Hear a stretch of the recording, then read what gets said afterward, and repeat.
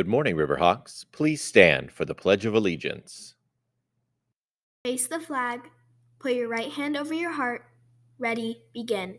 I pledge allegiance to the flag of the United States of America and to the republic for which it stands, one nation, under God, indivisible, with liberty and justice for all. Please be seated. Good morning, Riverhawks, and welcome back to This Week in History. I'm your host, Ivana. On November 7th, 1492, a meteorite struck a wheat field near the village of Enchachim in Alsace, France. This meteorite was very stony and till this day can be seen at the Enchachim Museum. November 8th is National Cappuccino Day. Make sure to whip up a frothy, hot cup of cappuccino. It's a perfect drink on a frosty morning, meeting with friends, or just to enjoy a creamy cup of coffee. On November 9th, 1989, long assemble of the Cold War, the Berlin Wall, erected in 1961 and eventually extending 28 miles to divide the western and eastern sectors of Berlin, was opened by the East German government. On November 10th, 1775, the United States Marine Corps was born thanks to a resolution passed by the Second Continental Congress. The United States Marine Corps is a separate military service within the U.S. Department of the Navy, charged with the provision of Marine troops for seizure and defense of advanced bases and with conducting operations on land and in the air incident to naval campaigns. The signing of the armistice, known as Veterans Day, on November 11th became a national holiday in the United States to honor those who served in the First World War and helped bring it to a close. Well, that's it for this week, Riverhawks. See you next week. Now back to the studio.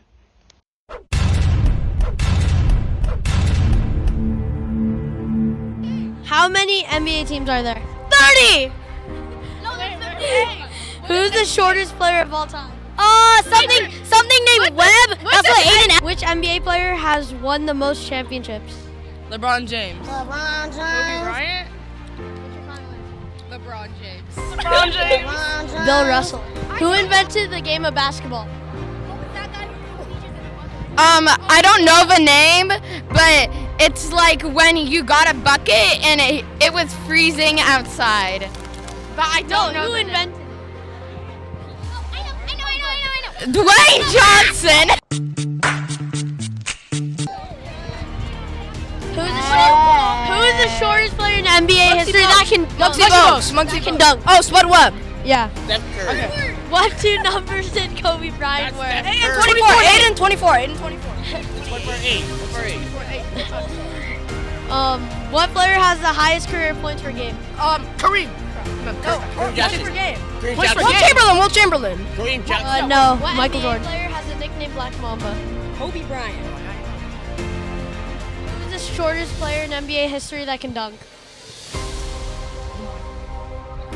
Muggsy Bogues. Spud Webb. Who won the most recent NBA Finals MVP award? I have no idea. It's Steph Curry. What two NBA players did Kobe Bryant wear? Where? Look at me. Who won the latest NBA championship? The Golden State Warriors. I knew that. What two NBA teams are from LA? Los Angeles Lakers and Los Angeles Clippers. Oh, chance. Oh, I knew that too.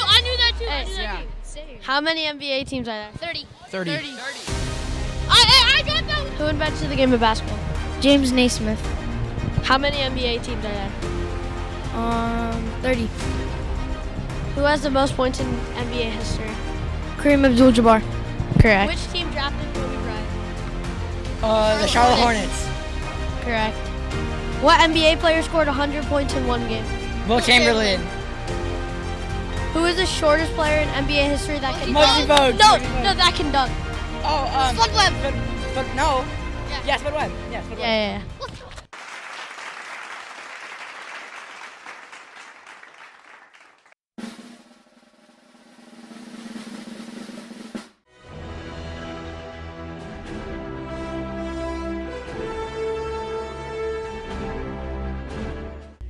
Now, Let's watch this week's article spotlight.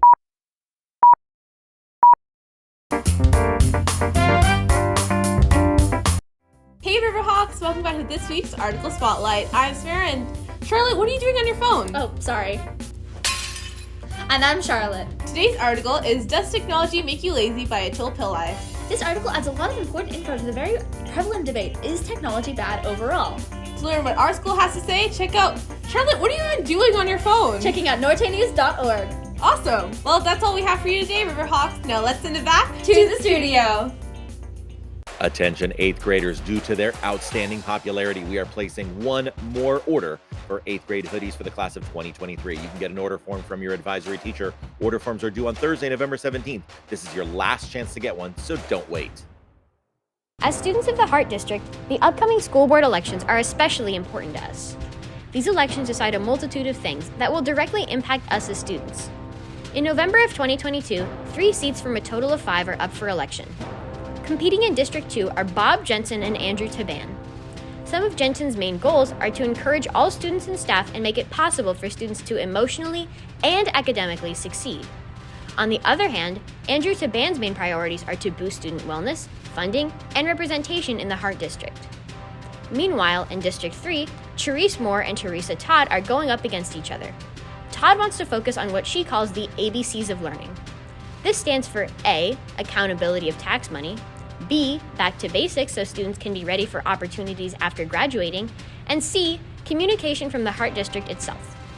Charisse Moore is aiming for great communication and overall education throughout the district for the well-being of students and their parents. She also wants to focus on safety throughout the school and student equality. Finally, in District 5, Rebecca Heineman is looking to build a better future for kids in the education system by any means. On the other hand, Joe Messina wants to prevent mask and vaccine mandates, watch taxes, and go back to purely core education. These people have the fate of our education in the palm of their hands, although you have the power to decide which of these changes affect us when you vote.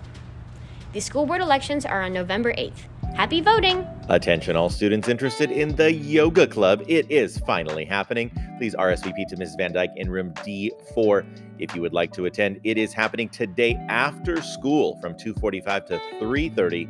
Namaste. And today in clubs and activities, the Improv Club is meeting either at C1 or in the NPR at brunch. The Video Production Club meets in Mrs. Davis's room D12 at lunch. And then, of course, that yoga club that we already talked about meets after school, 2:45 to 3:30. Now let's send it over to Character Dare.